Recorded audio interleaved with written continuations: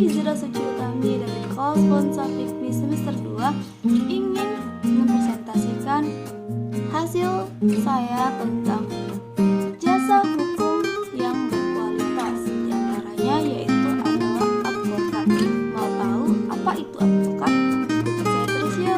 Nah, jadi apa sih itu advokat?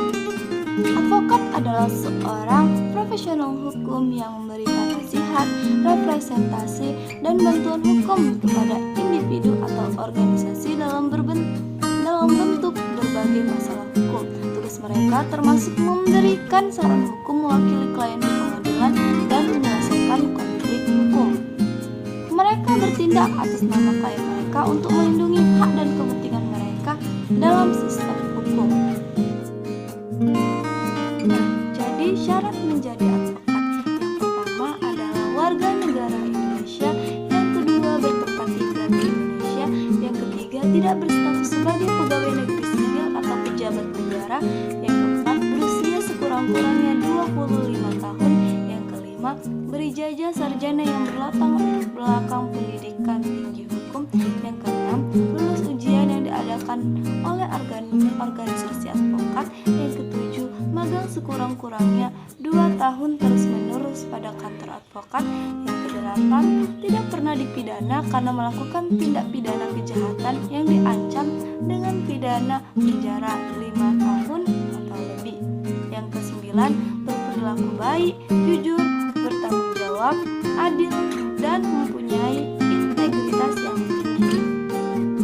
Nah, peran advokat itu yang pertama adalah memperjuangkan hak asasi manusia, yang kedua pengawal kontribusi dan hak asasi manusia, yang ketiga memegang teguh sumpah advokat dalam rangka menegakkan hukum, keadilan, dan kebenaran, yang keempat melaksanakan kode etik advokat, yang kelima menjunjung tinggi dan mengutamakan nilai keadilan, kebenaran, dan moralitas, yang keenam melindungi dan memelihara kemandirian, kebebasan derajat dan martabat advokat, yang ketujuh menjaga dan meningkatkan mutu pelayanan advokat terhadap masyarakat dengan terus-menerus belajar untuk memperluas wawasan dan ilmu hukum, yang kedelapan menangani perkara sesuai dengan kode etik advokat baik seorang nasional maupun internasional,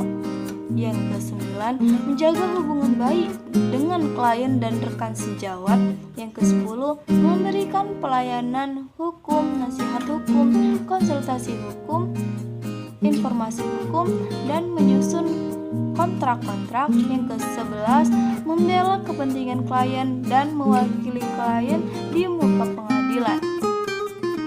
Nah, ada berbagai jenis advokat di berbagai bidang hukum. Misalnya yang pertama, advokat litigasi, mereka yang ahli dalam penyelesaian sengketa melalui pengadilan dan proses hukum lainnya. Yang kedua, advokat bisnis, ahli dalam hukum bisnis termasuk pembentukan perusahaan, kontrak bisnis, dan perselisihan perusahaan.